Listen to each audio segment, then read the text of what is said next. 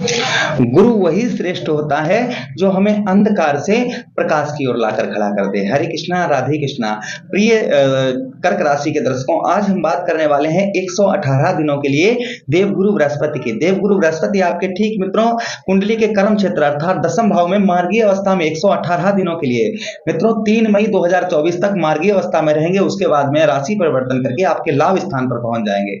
चलिए हम समझने का प्रयास करेंगे कि देवगुरु बृहस्पति आपको यहां पर क्या फल देंगे। वहीं पर 3 दृष्टियां देवगुरु बृहस्पति के आपके धन भाव पर, आपके चतुर्थ भाव पर और आपके षष्ठम भाव पर क्या फल देंगे, यह भी हम जानने का प्रयास करेंगे। बड़ा ही इंटरेस्टिंग, बहुत अच्छा प्रोग्राम होने वाला है। आप शुरू से अंत तक बने रहिएगा, आपको बहुत अच्छा प्रोग्राम लगेगा। चलिए प्रोग्राम में आगे बढ़ते हैं, समझने का प्रयास करते हैं कि देवगुरु बृहस्पति आपको यहां पर क्या उत्तम फल देंगे। शुभ कारक ग्रह हैं, शुभ कारक ग्रह कहीं ना कहीं अभी तक मित्रों आप ध्यान दीजिएगा, आपके कहां पर कुंडली के दसम भाव में बैठे हैं। आपका 2023 का याद करिए, जनवरी, फरवरी, मार्च और अप्रैल के बाद में आपका बिजनेस व्यापार चलना बंद हो गया होगा। आलसपन हो सकता है आपको सताना प्रारंभ कर दिया हो, पिता के साथ संबंध आपके बिगड़े होंगे।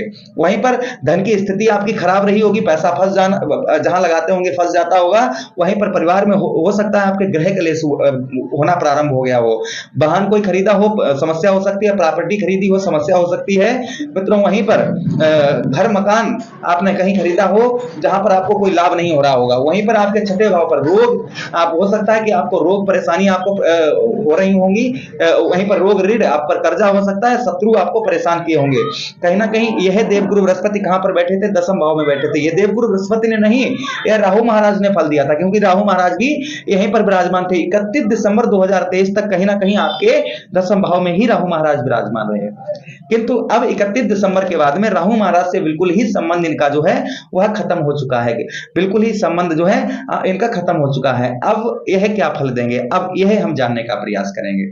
यह प्रोग्राम आपकी चंद्र राशि एवं लगन पर आधारित है। आपको दोनों नहीं पता है मेरी चंद्र राशि क्या है, मेरी लगन क्या है, उस वह स्थिति में आप जो है इस प्रोग्राम को नाम राशि पर देख सकते हैं। चलिए दर्शकों प्रारंभ करते हैं, समझने का प्रयास करते हैं कि देवगुरु बृहस्पति हमको क्या फल देंगे। मित्रों अगर आप कुंडली का एनालाइज विश्लेषण करवाना चाहते हैं तो चैनल के डिस्क्रिप्शन में नंबर मिलेगा और वहीं पर चैनल में आपको नंबर हमारा मिल जाएगा, आप हमसे कांटेक्ट कर सकते हैं। चलिए आप समझने का प्रयास करते हैं। देखिए दसम भाव कुंडली का कर्म क्षेत्र होता है, हमारे बिजनेस व्यापार का होता है, आर्थिक स्थिति का होता है। अभी तक जो हमारे बिजनेस व्यापार में लाभ नहीं हो पा रहा था, या हमारा जैसे हम कोई भी बिजनेस व्यापार में कुछ भी इन्वेस्ट करते थे जिसमें हमारा वो एक्सपोर्ट नहीं हो पा रहा, इन्वेस्ट हमने उसमें इंपोर्ट तो कर लिया लेकिन एक्सपोर्ट नहीं हो पा रहा होगा।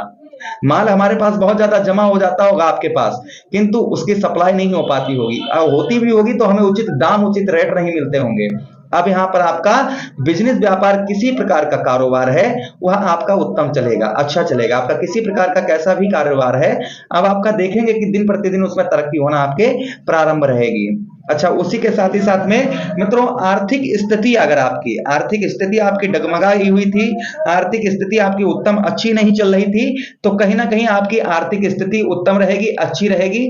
और उसी के साथ ही साथ मित्रों आपको बताते चलें, राजनीतिक क्षेत्र में अगर आप जाना चाह रहे हैं या आप राजनीतिक क्षेत्र में हैं मित्रों, तो कहीं ना कहीं राजनीतिक क्षेत्र में आपके मान सम्मान में वृद्धि होगी।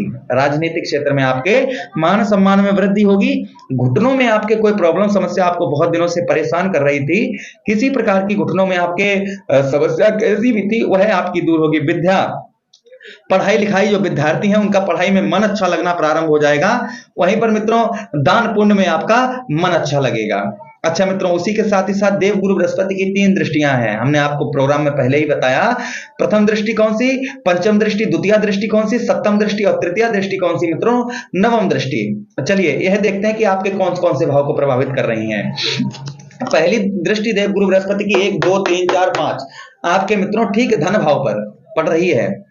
आपके धन से रिलेटेड कोई समस्या आपकी चल रही है, जैसे पैसा कहीं फंस जाना, आपका पैसा कहीं अगर फंसा हुआ है वहां आपका रिकवर होगा। आपका धन या सैलरी आपकी रुकी हुई है वहां आपकी सैलरी प्राप्त होगी।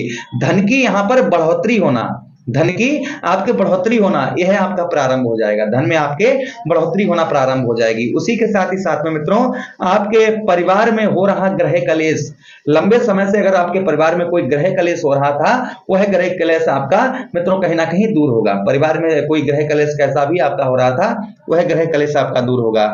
उसी के साथ ही साथ मित्रों आपको बताते चले, आंखों में, आपके नैनों नेत्रों में आपके किसी प्रकार की कैसी भी समस्या चल रही थी, वह समस्या आपकी आंखों से रिलेटेड किसी प्रकार की कैसी भी थी, वह आपकी दूर होगी। उसी के साथ ही साथ मित्रों आपको बताते चले, जिन लोगों को भूख नहीं लग रही थी या भोजन अच्छा नहीं लग रहा था, तो कहीं ना कहीं उनकी भोजन में रुचि बढ़ेगी और भूख भी लगना प्रारंभ हो जाएगी। प्रेम से बोलो कृष्ण कन्हैया लाल की जय। एक दृष्टि गुरु बृहस्पति की आपके कौन से भाव पर मित्रों, आपके चतुर्थ भाव पर। आपके चतुर्थ भाव के स्वामी कौन बनते हैं, आपके चौथे भाव के स्वामी जो बनते हैं शुक्र बनते हैं। शुक्र में और गुरु बृहस्पति में जो संबंध है वह उत्तम संबंध, मधुर संबंध नहीं है। दोनों आप मित्रों, यहां पर देव गुरु बृहस्पति का कोई शत्रु नहीं है, किंतु यहां पर शुक्राचार्य जी अपना शत्रु देव गुरु बृहस्पति को मानते हैं। अब यहां पर आप एक चीज नोटिस करेंगे कि यहां पर शुक्र की अगर दृष्टि गुरु बृहस्पति पर पड़ेगी तो अच्छा फल नहीं प्राप्त होगा, किंतु देव गुरु बृहस्पति की अगर शुक्र पर दृष्टि पड़ेगी तो उत्तम फल प्राप्त होगा। फिर भी यहां पर एक आध चीज की आपको सावधानी बरतनी होगी, जैसे विवादित प्रॉपर्टी नहीं खरीदनी है आपको 3 मई तक।